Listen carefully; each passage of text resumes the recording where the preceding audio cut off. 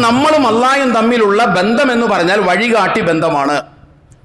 നമുക്ക് അഥവാ സാൻമാർഗിക വിധികർത്താവ്, അത് നിങ്ങൾക്ക് മനസ്സിലാകുമെന്നാണ് ഞാൻ വിശ്വസിക്കുന്നത്. സാൻമാർഗിക വിധികർത്താവാണ്. ഈ സാൻമാർഗിക വിധികളിൽപ്പെട്ടതാണ് എന്ത്?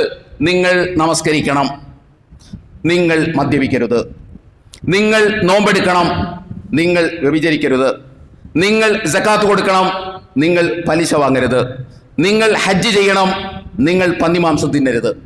ഇതൊക്കെ ഒറ്റ കേന്ദ്രത്തിൽ നിന്നുള്ള വിധിയാണ്, സാൻമാർഗിക വിധിയാണ്. ഗൈഡൻസ് ഫോർ ലൈഫ്, ജീവിതത്തിലുള്ള ഗൈഡൻസ് ആണ് ഇതെല്ലാം. ഒറ്റ കേന്ദ്രത്തിൽ നിന്ന് ഒന്നാണ്. ഇതിനെ നമുക്ക് തിരിക്കാൻ ഒരു മാർഗവും ഇല്ല. ഇത് അള്ളാന്റെ വിധി എല്ലാം ഒരുപോലെയുള്ള വിധിയാണ്. ഏത്? നമസ്കരിക്കണം എന്നുള്ളത് ഒരു വിധിയാണ്. നിങ്ങൾ മദ്യപിക്കരുത് എന്നുള്ളത് അതേ അല്ല പറഞ്ഞ, നമസ്കരിക്കണമെന്ന് പറഞ്ഞ അതേ അല്ല പറഞ്ഞ മറ്റൊരു വിധിയാണ്, നിങ്ങൾ മദ്യപിക്കരുത്. ഈ വിധികളെ നമ്മൾ എങ്ങനെയാണ് ഡിസ്ക്രിമിനേറ്റ് ചെയ്യുക? ഈ വിധികളെ നമ്മൾ എങ്ങനെയാണ് സെപ്പറേറ്റ് ചെയ്യുക? സെപ്പറേറ്റ് ചെയ്യാൻ പറ്റില്ല. ആകെ സെപ്പറേറ്റ് ചെയ്യാൻ പറ്റുന്ന ഒറ്റ മാർഗ്ഗമേ ഉള്ളൂ. ചിലത് ആരാധനകളാണ്, ചിലത് ആരാധനകൾ അല്ലാത്തതാണ്. വിധിയൊക്കെ ഒന്നാണ്, വിധിയൊക്കെ ഒന്നാണ്. അതുകൊണ്ട് ആ വിധികളിൽപ്പെട്ട ഒരു വിധിയാണ്, വിവാഹത്തിന് മുൻപ് നിങ്ങൾ ആണും പെണ്ണും കൂടി ജീവിക്കരുത്, ലൈംഗിക ബന്ധത്തിൽ ഇടപെടരുത്, വ്യഭിചാരത്തിൽ ഏർപ്പെടരുത്.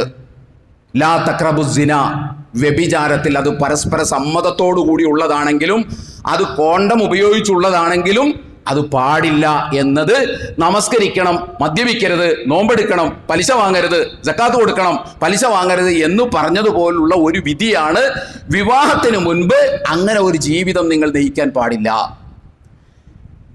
ഇതിനെ നമ്മൾ ലാഘവത്തോടുകൂടി അതിലെന്താ കുഴപ്പമെന്ന് ചോദിക്കുമ്പോൾ എന്താ സംഭവിക്കണമെന്നറിയാമോ? നമസ്കരിച്ചില്ലെങ്കിൽ എന്താ കുഴപ്പമെന്ന് ചോദിക്കുന്ന അത്രയും ഗൗരവമുണ്ട് ആ ചോദ്യത്തിന്, അത്രയും ഗൗരവമുണ്ട് ആ ചോദ്യത്തിന്. അത് കേവലം ഒരു ഹറാം വർത്തമാനം പറയലല്ല. ഒരാൾ അങ്ങനെ നിഷ്കളങ്കമായിട്ട് അതിലെന്താ കുഴപ്പമെന്ന് ചോദിക്കുമ്പോൾ അയാൾ ഇസ്ലാമിൽ നിന്ന് തന്നെ തെറിച്ചു പോവുകയാണ് ചെയ്യുന്നത്.